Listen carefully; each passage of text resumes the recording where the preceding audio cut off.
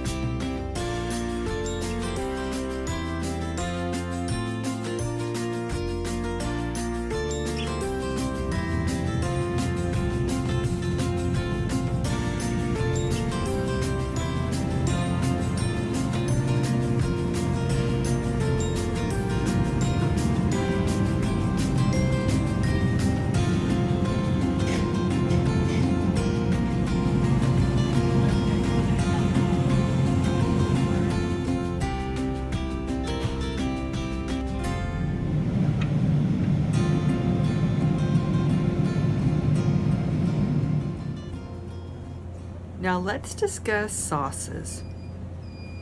Looked at all these sauces and they all had sugar, so you need to read the labels carefully. Remember, check the vlog description, click on the arrow, and sugars and starches to avoid, a list will drop down.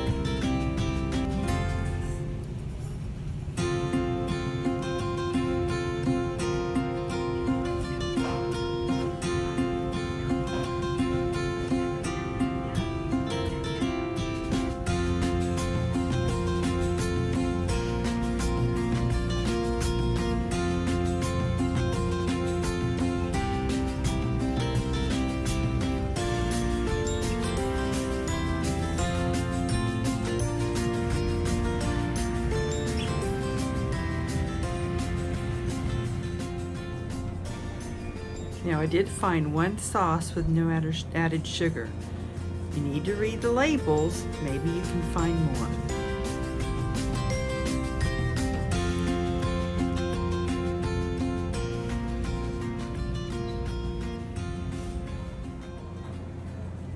Now the best option is to make your own sauces. Some hot sauce is sugar-free and some isn't, so read the labels carefully. Let me show you some hot sauces with no sugar.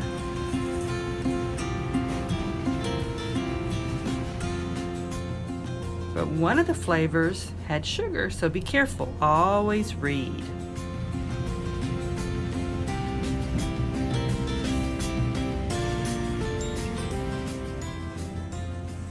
Now barbecue sauce is high in sugar.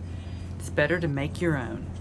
Now my recommendation is to use flavor adding foods that are packed in oils in place of sauces. Now you do have to make sure you measure them and count the net carbs.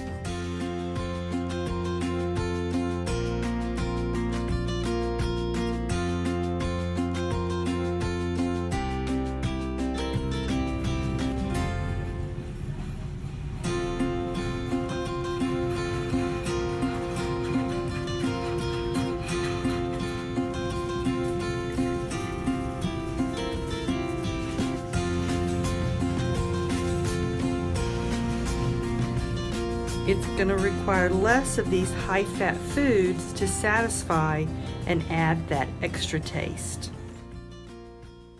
So let's discuss why to include vegetables if they're not high fat. Let me show you tomorrow's vegetables. This is for breakfast, mixed with eggs, sweet pepper, and tomorrow's lunch, tomatoes with hamburgers. Now, both aren't high-fat foods, so why include them? Why eat them? Well, for 3 reasons. 1, they help me feel full. 2, they have high nutrition.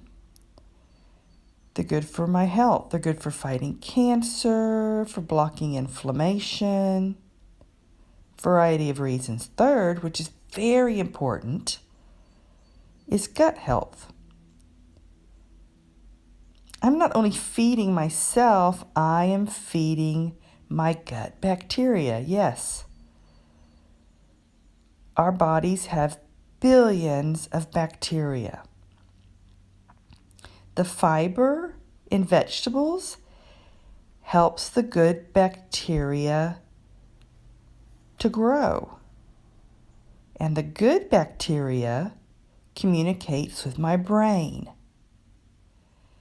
It makes chemicals that communicate with my brain that tell me that I'm full and tell me that I'm satisfied. Research is learning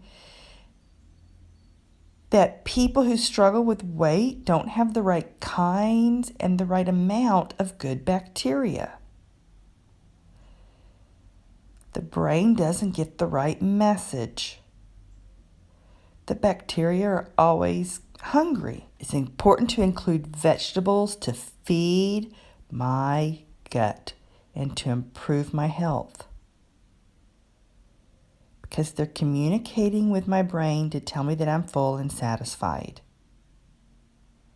Another reason to cut sugar, you think like the ham you're eating, that lunch meat ham, it's just got a little bit of sugar, no big deal.